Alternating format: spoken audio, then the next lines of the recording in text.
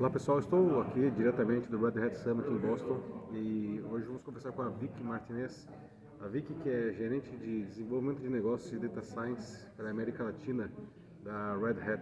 Vicky, tudo bem? Un placer, Paulo. ¿Cómo está? Muy bien, gracias Bueno, por la invitación. vamos a hablar en español, pero creo que la gente entiende, ¿no? Nosotros decimos que los brasileños hablan portugués nativo, ¿no? Sí, hablando de pagar. Sí, muy bien, muy bien. Y bueno, tú trabajas con inteligencia artificial hace mucho, ¿no? Y este año es, por así decir, el año de inteligencia artificial. Solamente se habla de eso en todo, ¿no? Pero las investigaciones de inteligencia artificial en realidad tienen décadas, ¿no? Sí. Pero, ¿qué pasó este año? ¿No? Bueno, hubo la cosa del ChatGPT, ¿no? ¿Cómo ChatGPT de alguna manera ha captado la atención de la gente para este tema? Y ahora todo, bueno, acá mismo en la conferencia no solo se habla de inteligencia artificial. ¿Qué pasó este año para que la inteligencia artificial de repente fuera una cosa que a todos nos está interesando? Sí. Nos explotó la inteligencia Sí, artificial. pues. Lo interesante es que esto, digo, los modelos, las técnicas vienen hace muchísimos años, o sea, esto arrancó desde el año 50, más allá de que ahora hay modelos generativos, tenemos las herramientas y el procesamiento de cómputo que antes no teníamos. Antes era difícil poder llevar estos modelos a la realidad y que salgan del campo empírico o académico porque no teníamos ese procesamiento de cómputo. Hoy lo tenemos. El procesamiento de cómputo permitió empezar que todos esos experimentos puedan salir a la luz. Todo lo que nos ha traído el ChatGPT nos ha permitido abrir una realidad en todos los estratos. O sea, no importa el rango etario, o sea, hay chicos de 12 años, de 16, en la universidad, gente más grande, que todos hemos probado lo que es la interacción con este tipo de tecnologías y la revolución que genera. Uno dice, esto es como un cambio de poder tocar lo que antes era intangible. Entonces, eso rompió en todas las barreras que es posible. Y la ventaja de poder empezar a llevar este tipo de automatizaciones a la vida real y cómo acelera y cómo ayuda en lo que, digo, en trabajos operativos que uno tiene que ir haciendo. Entonces, a partir de ahí, de hecho, se abrieron miles de modelos de negocios nuevos en donde uno dice, yo ahora cada aplicación que saque está la tendencia del AI first. Antes como vivimos el mobile first, que era todo tiene que ser en el dispositivo, bueno, eso ya es el A de la base, y el B termina siendo que podemos diferenciarnos agregando un valor extra a través de la utilización de estas técnicas. Pero con cuidado, porque el encantamiento también tiene sus trucos. Entonces es importante tomar conciencia a dónde lo puedo aplicar, no sesgarnos por la belleza de la tecnología, porque digo, hoy la tecnología nos permite implementarlo en diferentes casos de uso, pero tenemos que saber lo que significa llevarlo al mundo de enterprise. Sí, sí. Digo, de ahí es donde... Sí, porque el mismo ChatGPT, ¿no? Que la gente está usando, se está maravillando, pero tiene un montón de problemas, ¿no? Sus alucinaciones, como se dice, ¿no? Las informaciones completamente erradas, pero era con una convicción increíble, ¿no? Como si fuera la cosa más cierta, ¿no? Total. De hecho, ahí parte de lo que hablábamos ayer es la importancia de tomar conciencia en el uso de estas tecnologías. El ChatGPT es como un gran MVP que nos permitió decir, mira todo lo que se puede hacer. Después, para llevarlo a un caso de uso específico, uno tiene que hacer la milla extra, customizarlo, entrenarlo en lo que uno necesite, de acuerdo si es el modelo generativo, si es imagen generativa. Digo, ahí uno elige qué tipo de tecnología. Sí, sí. Pero lo importante es que nos centremos en lo que tenemos que resolver y no en el uso de la tecnología. Sí, sí. Porque hoy todo el mundo dice, yo quiero usar esto. ¿Y dónde? Y lo quiero usar. Sí, sí, es un deslumbramiento, ¿no? Si la gente está... La gente está deslumbrada y no se da cuenta de a veces ese gap. Y aparecen, digo, el chat siempre responde. Y responde, obviamente, lo que le dé la gana, ¿no? Lo que quiere. Y uno le dice, no, esto no está bien, bueno, disculpa, y vuelve a responder lo mismo. Entonces, hay que tener cuidado, más que nada también porque se está usando mucho en edades tempranas y no nos tenemos que olvidar de aprender el proceso. Sí. O sea, la automatización siempre viene cuando uno entendió el proceso, sé muy bien lo que quiero hacer y después lo automatizo. Pero cuando a mí no el miedo, pero el alert que ponemos es que en edades tempranas donde dice, bueno, haceme un informe y larga el informe. Y es importante que no dejemos atrás nuestra capacidad de pensamiento, Sí. nuestra capacidad creativa, lo creativo es nuestro. No, Y la parte, digo, de generación, es importante aprender cómo se generó, por qué se generó, porque siempre tenemos que validarlo. sí. Y justo ayer, ¿no? Matt Hicks, que es el CEO de Red Hat, estaba hablando de la importancia de un uso de datos confiables, ¿no? Para entrenar la tecnología, ¿no? ¿Tú crees que la gente, o las empresas específicamente, ¿no? Las empresas tienen conciencia de eso, están preparadas para eso? ¿Cómo pueden manejar esa situación que es completamente nueva para la gran mayoría de la gente? Hoy estamos rodeados de datos y lo vivimos con toda esta digitalización, donde hagamos digamos, un registro, un movimiento, dejamos una huella de datos. La tendencia es que las compañías están transformándose dirigidas por datos. Entonces, yo sí puedo empezar a entender y realmente darle sentido a lo que es la centricidad del usuario, teniendo las herramientas, pudiendo entender el uno a uno de cuáles son tus gustos, qué comportamiento tuviste para poder hacerte una recomendación. Todo lo que me dan estas tecnologías están basados en buenos datos. Si yo, tomamos el ejemplo del ChatGPT, no lo entreno con mis datos buenos y válidos, me voy a automatizar un proceso que después va a tirar mala información. Entonces voy a estar automatizando, como decir, basura. Ese es un punto muy importante. Garbage in, garbage out.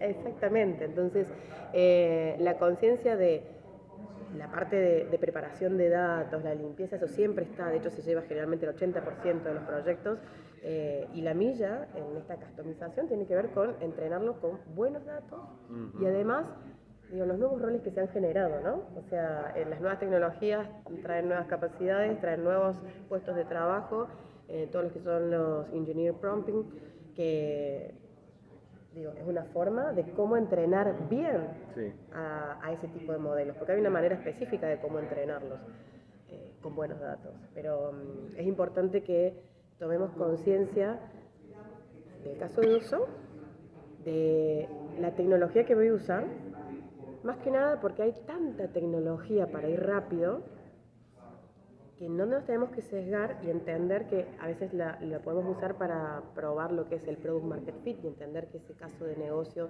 hace sentido, Sí. y después llevarlo al mundo enterprise con todo el recaudo de lo que necesitamos. Eso forma parte del core de mi negocio. Bueno, entonces utilizar herramientas open source, no quedarme encerrado o encorsetado en a veces en un engine del que no voy a poder salir. Hay variantes dentro del mundo open source, pero millones. Entonces, es parte de lo que siempre buscamos concientizar también desde Red Hat. Sí. Y una cosa que mucho se habla, el año pasado estuve en el AI Summit en Montreal y antes del ChatGPT, ¿no? Y solo se hablaba de los bias, del bias de la inteligencia artificial, que es un problema serio, porque la gente empieza a confiar cegamente en lo que dice la máquina y la máquina puede tener un bias, un bias muy delicado, ¿no? ¿Cómo tú imaginas que las empresas, y ahí sí los usuarios finales, cómo ellos deben lidar con eso del bias? Bueno, de hecho, en la concientización, como decíamos recién, de entender con qué datos lo estoy entrenando, entender el caso de uso donde lo estoy aplicando, después hay todo un tema legal que no está desarrollado y que se tiene que empezar a acelerar. Siempre sale primero la tecnología, después sale la regulación para la tecnología, porque empiezan los cuestionamientos.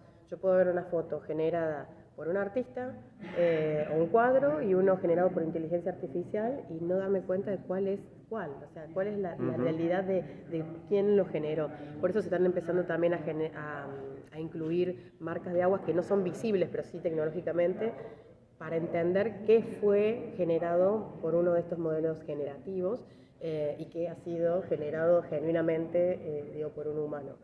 Eso nos permite también tener una traza y auditar cómo es ese proceso, tener estas técnicas para no liberar todo, ¿no? O sea, Ujú. tener el control, automatizar, pero con control, con conocimiento de hasta dónde, de dónde hasta dónde, y lo que mencionaba anteriormente, no olvidarnos de que siempre, si yo voy a automatizar, ejemplo, puedo pedir que me ayude a hacer un modelo, pero después tengo que revisarlo, probarlo, hasta ver que realmente lo que se generó, el bias que tengo, detectarlo y ajustarlo.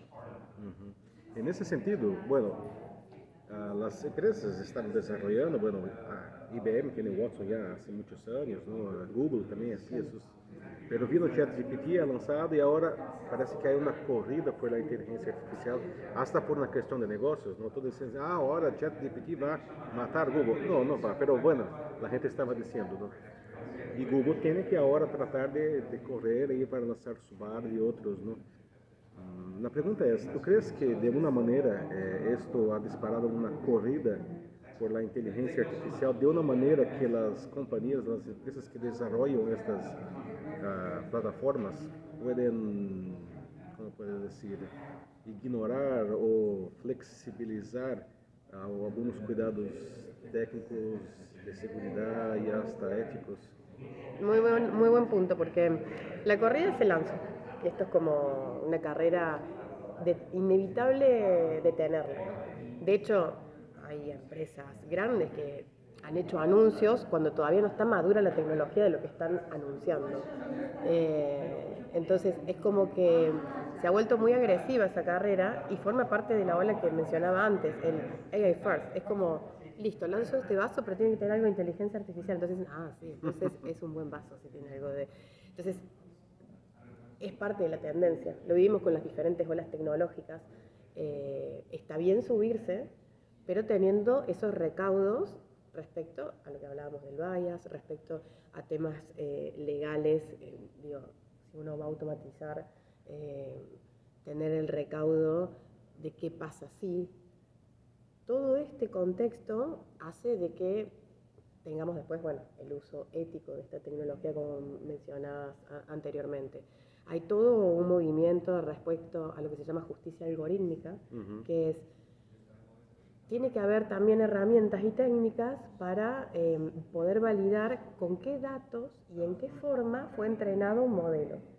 Como para que tenga un sello de calidad de decir, ok, esto ha sido no entrenado con basura, o qué tipo de sesgos puede llegar a tener.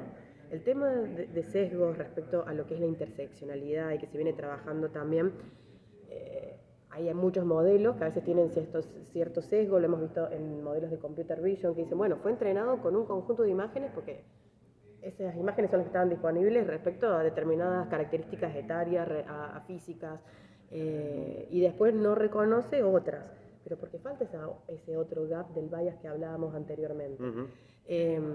Entonces, ¿cómo uno empieza a regular? Y de ahí es donde nace ese concepto de justicia algorítmica, para que también haya mecanismos de poder auditar, así como cuando uno desarrolla un producto, un respirador artificial, y tiene el sello de que pasó por todas las certificaciones, el procedimiento de calidad y las pruebas, lo mismo va a tener que pasarse y vivirse con el tema de este tipo de modelos, para que haya un proceso de garantía de con qué fue entrenado, cómo, y empezar a detectar estos bias. ¿Y tú crees en ese sentido que es necesario una regulación, una ley para eso? Y si es que sí, ¿qué cosas tienen que cuidar así para que sea una ley equilibrada, para que tampoco disminuya la innovación, ¿no? Pero que tenga los cuidados necesarios? Sí, las regulaciones a veces, frenan un poco la innovación porque es una manera también de poder empezar a darle cierto estándar a las tecnologías, ¿no? y a ese uso. Dentro de estas regulaciones es inevitable que desde los gobiernos uno pueda empezar a tener qué pasa con el copyright, lo que hablábamos anteriormente. Yo puedo generar una música, puedo generar un cuadro, puedo usar tu voz y generar una canción y después decir, pero es mi voz. Pero yo le hice una variación en media frecuencia, no es exactamente tu voz. Entonces, de hecho, hay hasta temas legales que se están discutiendo en de quién es qué, quién lo creó, si yo les digo el algoritmo genera algo, ¿es mi idea o o es de nadie? Porque el algoritmo determinó Como es de todo, cómo no es de todo, nadie. es de nadie. Entonces, en eso es parte de lo que se está trabajando en los diferentes países también para empezar a sacar regulaciones. Es inevitable y ayuda. No creo que frene el avance de la tecnología, pero sí que nos concientice un poco, porque es un arma del que podemos sacarle muchísimo jugo, ¿no? Una herramienta que nos permite ir más rápido, pero siempre con la conciencia del control, porque si nosotros lo usamos sin entender el impacto de no revisar, de no pasar por un proceso estricto de auditoría, de entender de que realmente detectar estos posibles bias y lo liberamos, realmente va a tener un impacto negativo. Entonces hoy estamos en el punto donde todavía no ha avanzado tanto esa tecnología como para que esté controlando o gestionando determinados procesos de forma automática, como para que también lo podamos acompañar desde nuestra conciencia, hacia dónde lo implementamos, cómo, y que no, como decía, nosotros desde Red Hat siempre promovemos los valores de usar herramientas del mundo open source, conectarnos con las del no open source, o sea, el tema es tener un ecosistema políglota y no quedarse encerrado en una herramienta, porque después va a venir otra herramienta, agnóstica, sí. claro, y que permita tener esa flexibilidad también de controlar el consumo de los costos de en qué nube lo estoy procesando, en mi on-premise, o sea, realmente estos nuevos modelos requieren mucho procesamiento. Cuando uno después se baja hay diferentes versiones que uno puede bajar y lo quiere hacer escalar a miles de cientos de miles de usuarios, la cosa cambia en la cantidad de procesamiento que uno claro. necesita, y ese sueño empieza a tomar realidad. Ok, ¿cuán realizable es llevarlo a qué punto? Y eso nos permite empezar a tocar tierra, de que buenísimo porque rompimos una barrera cultural de todo lo que podemos hacer con esta tecnología. Entonces, eso es un avance, pero necesitamos empezar a tomar conciencia de qué herramientas tengo, cómo llevarlo a mi mundo enterprise, todo el tema de ciberseguridad, ataques, si yo centralizo datos, o sea, toda la sensibilidad que hay respecto a la información, bueno, tomar todos esos recaudos. Muy bien. Bueno, muchísimas gracias, Vicky. Muchas gracias, Pablo. Muy bien. Pessoal, isso. Continue acompanhando aí a cobertura do Red Hat Summit diretamente de Boston. Tchau, tchau. Chao, chao, gracias.